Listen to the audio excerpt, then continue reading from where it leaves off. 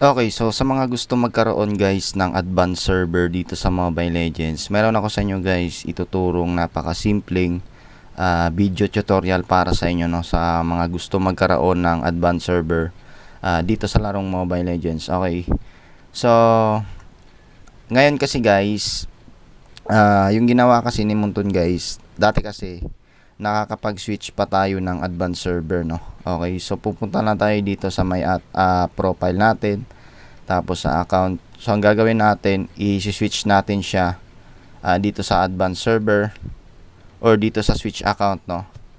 So sa mga old player nito na nakagawa na ng advanced server, yung dati kasi na na ibabind pa natin yung mga account natin, which is yung sa FB or yung sa Gmail account natin.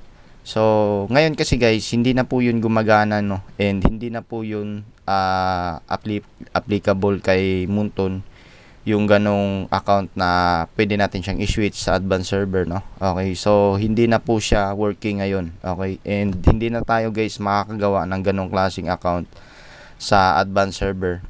Bale, yung ginawa kasi ni Munton guys, pinaghiwalay na niya yung isang server, which is yung sa advanced. Okay, so para magkaroon kayo guys ng advanced server, i-download nyo muna to guys sa Google Chrome. Okay, so i-download nyo to guys sa Google Chrome nyo. Search nyo lang to guys sa Google Chrome nyo, tap itong application na tap. Okay, so kailangan nyo lang tong i-download. Okay, so itong tap global. So sa Play Store kasi guys, yung version nito is naka-light pa, no. So kailangan nyo lang i-download itong tap na global version, which is ito. So dito guys, itap nyo lang tong tap Android download. So ito. Okay, so pag once na-download nyo na yan, kasi sa akin nagawa ko na to, so na-download ko na guys yung tap na application, which is ito. Okay, so ang gagawin nyo na lang guys sa app na to, isi-search nyo lang yung Mobile Legends nyo. Okay, so yung advanced server ni Mobile Legends dito guys, itong Mobile Legends Bang, no. Okay, beta. Okay, so nakalagay dyan Mobile Legends Bang. Okay, so bali ito po siya. Ayan, itong pangalawa. Kasi ito guys yung ating main server or yung original server natin, and ito naman yung beta test server natin or yung advanced server natin. Okay,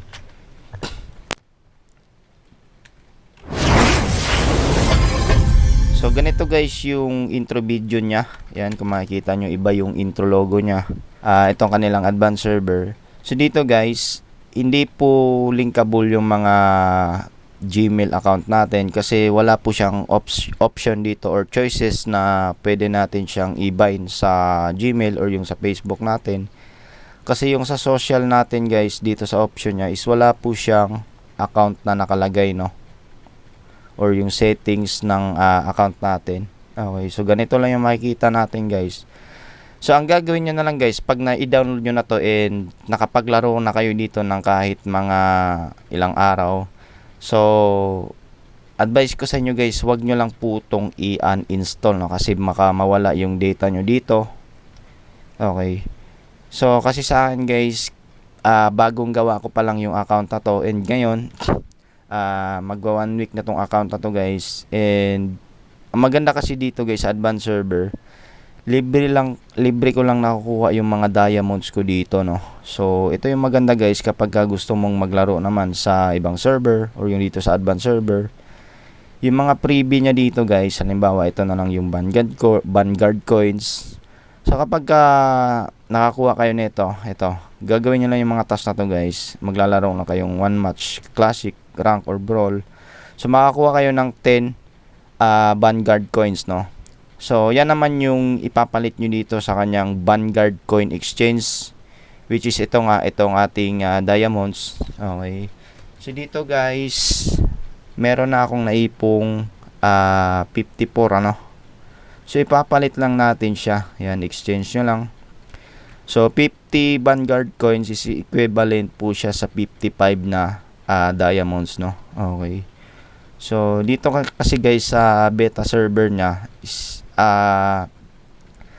nakakapag laro tayo dito, and at the same time nakakuha tayo ng libreng diamonds dito, tsaka yung etong mga to incentives, tsaka dito sa 7 day login. So itong mga task na to guys, kailangan nyo lang tong gawin, ano. Okay, then kapag ka nakaipon na kayo guys ng mga at least 100, so pwede na yan guys ipalit nyo dito sa exchange, no. Okay, so as of now meron na akong 1,484 na naipon na diamonds, and almost 1 week ko pa lang to guys nalalaro itong beta server nya. And ayan, so pwede mabibili ko na guys yung mga gusto kong skin dito, no. And syempre pwede nyo rin yang gamitin nyo sa mga event nya dito na may mga kinalaman sa diamonds. So ayan, gaya nito, so pwede kayong mag-draw sa mga event nya kung may mga gusto kayong skin na gustong kunin. So ayan, so libre nyo lang guys dito magagamit yung diamonds, no, and libre nyo lang po siyang makukuha dito sa mga event nya. Okay, so take note guys, wag nyo lang po talaga tong i-uninstall kasi baka mawala yung data nyo, or baka bumalik na naman kayo dito sa tawag nito yung pinaka intro nya na maglalaro kayo ng tawag nito sa classic. So ito kasi guys, almost 1 week ko na tong nilalaro, no, yung sa beta server ko. So ngayon nakakaipon na ako dito guys ng 1,400 na diamonds. And okay, so ito pala guys, hindi pala tayo pwedeng mag-recharge dito sa beta test nya kasi yung nakalagay dito is the recharge system is not available.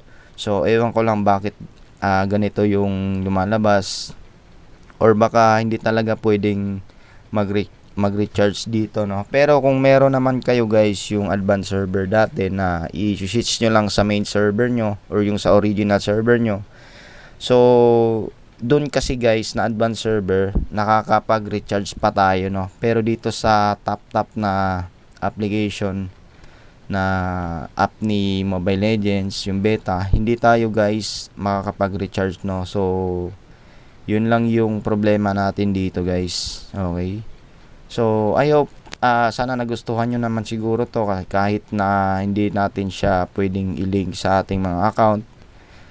Kahit paano guys, nakakalaro tayo dito guys ng advanced server, yung may mga gusto kayong update or yung mga hero na gusto nyong tignan dito, yung mga bagong hero. Ayan, so ngayon kasi guys, ito pa lang yung bagong hero na nilabas ni Moonton dito. Sana ba yun? Okay, so itong si Marcel, no. So sa original server kasi guys, wala pa po tong hero na to, no. So dito lang to sa beta test or yung sa advanced server natin siya makikita. Okay, so yan lang guys, and sana nagustuhan nyo tong video na to. Huwag nyo kalimutan bigyan ng like, share, and subscribe.